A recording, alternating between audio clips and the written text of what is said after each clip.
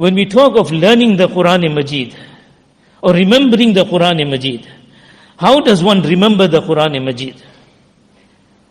One remembers the Qur'aan-e-Majeed by reciting it. One remembers the Qur'aan-e-Majeed by reciting it. So the principle basically is this, that the more of the Qur'aan-e-Majeed you are going to be reciting, the more you will remember of the Qur'aan-e-Majeed. Now, if you want to term it in different words, there's two ways of learning the Qur'aan-e-Majeed. Now, especially for those that have passed the madrasa phase, and we are now adults, we have responsibilities, family responsibilities, earning responsibilities, and so many other things. When a person is at that part of his age, where he's got so many responsibilities, of course he is not able to have that type of relationship with the Qur'aan-e-Majeed from a learning perspective as he would have whilst he was a student in the madrasa. At that time you could spend 6 and 8 hours or up to 10 hours with the Qur'aan-e-Majeed. And now I do not have that type of time to spend with the Qur'aan-e-Majeed. So what happens is that after the Hifz period is over, after one has completed the Qur'aan-e-Majeed, then because we become engaged in so many other pursuits, that relationship and the ta'alluq with the Qur'aan-e-Majeed decreases. And this also goes for those that are in madaris.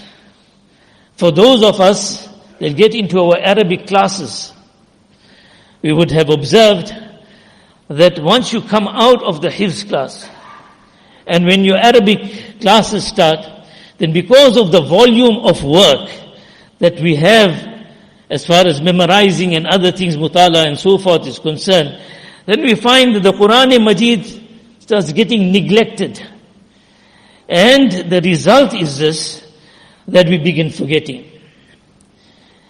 And when we are asked, or when I talk to myself, or when I ask myself, then I justify it by saying that because now I've got so much of work, I cannot take door by anybody, or I cannot ask someone to listen to me because I need to learn the Qur'aan-e-Majeed and then I need to take whatever I need to take. So now, the excuse is this, that I don't have the time. So fair enough, I don't have the time, but let me understand also that this is not the only way of learning the Qur'aan-e-Majeed. We are take the Qur'aan-e-Majeed and learn it as sabaq, or learn it as door. But there is another method of learning the Qur'aan-e-Majeed. And this is what I would like to emphasize on this evening. And inshallah, if we can understand this concept, then not only will we inshallah be able to learn the Qur'aan-e-Majeed, but it will be a route that you will be taking in which you will find immense happiness. A person, or a youngster came recently, and he came with his father, was a student of a madrasa, and the same complaint that started the Arabic classes and whatever, and I'm unable to keep that type of relationship with the Qur'aan-e-Majeed. The Qur'aan-e-Majeed is going weak and so forth. So he was told that, see, there is nothing difficult. This is, a deception where I say that I don't have time. If there is time management in a person's life, if there is time management in a person's life, then you will see what results you can get. Just by managing your time. So I said, as a student, if I say, okay, I cannot take the Qur'aan-e-Majeed and learn as I learned whilst I was in the Hifz class, no problem, it is simple. He was asked, said, for the year, how many khatams do you make?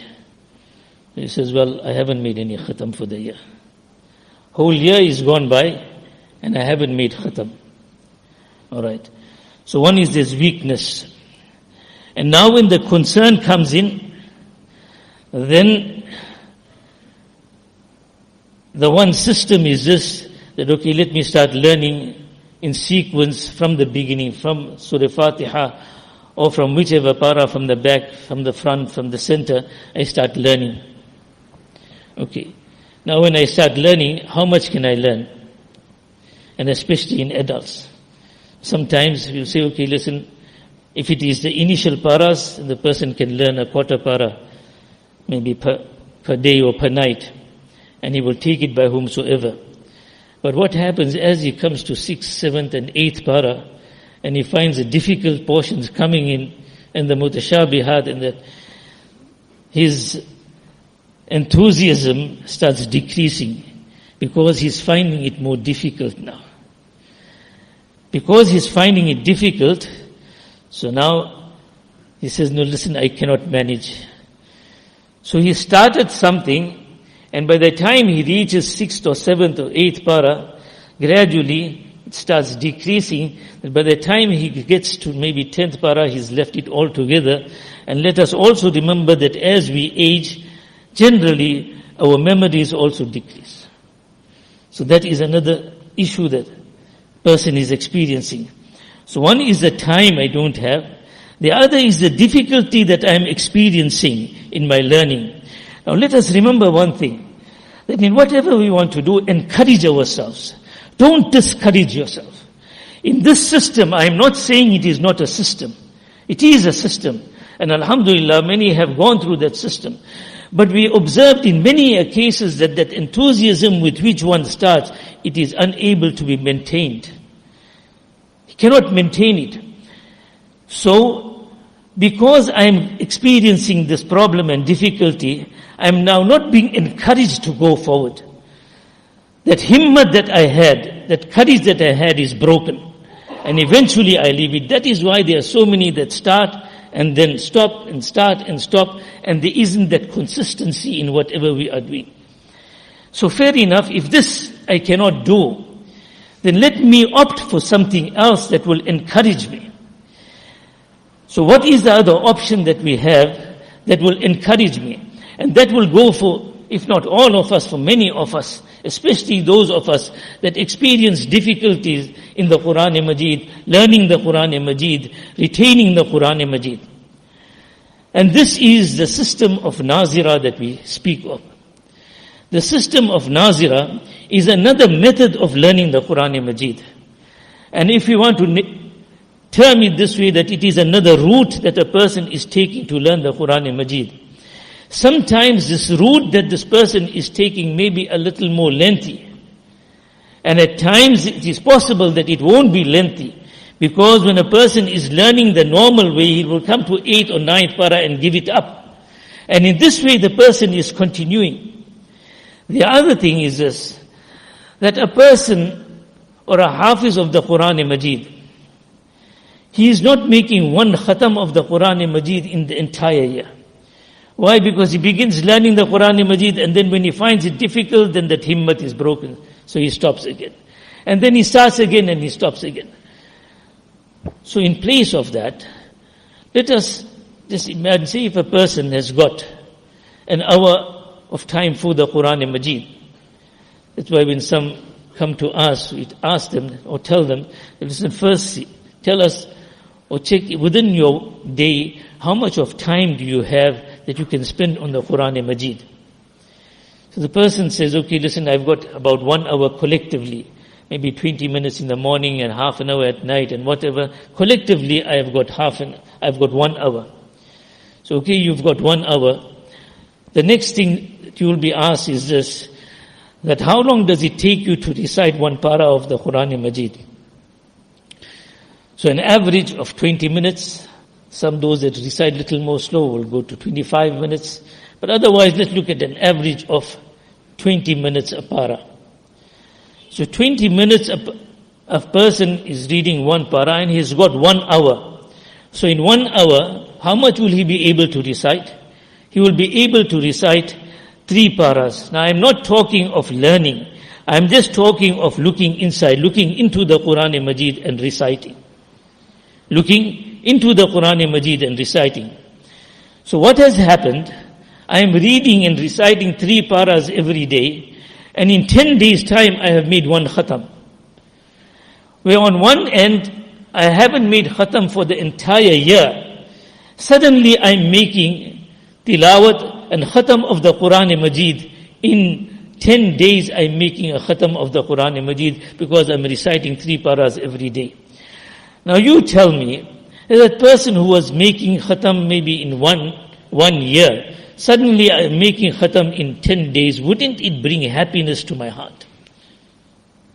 Now when that happiness comes to the heart, what happens? That the heart goes into a state of expansion.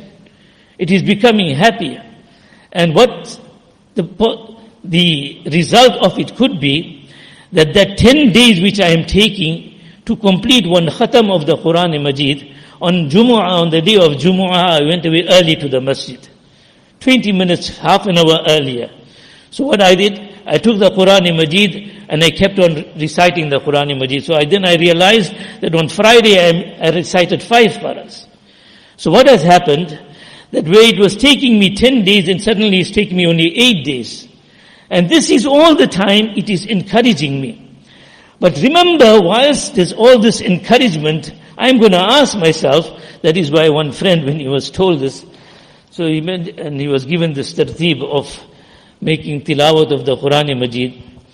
So at a later stage when he saw, when he experienced the results of it, so he said, when I was first told to do this recitation or to engage in this recitation, excessive recitation and tilawat of the Qur'aan-e-Majeed, I began thinking that how is this going to help me? Because I'm just reciting and reciting. How is it going to be helping me? He said, only later on I realized how this helped me. So let us understand that whilst I'm reciting, and this excessive khatam of the Qur'aan-e-Majeed is also a method of learning.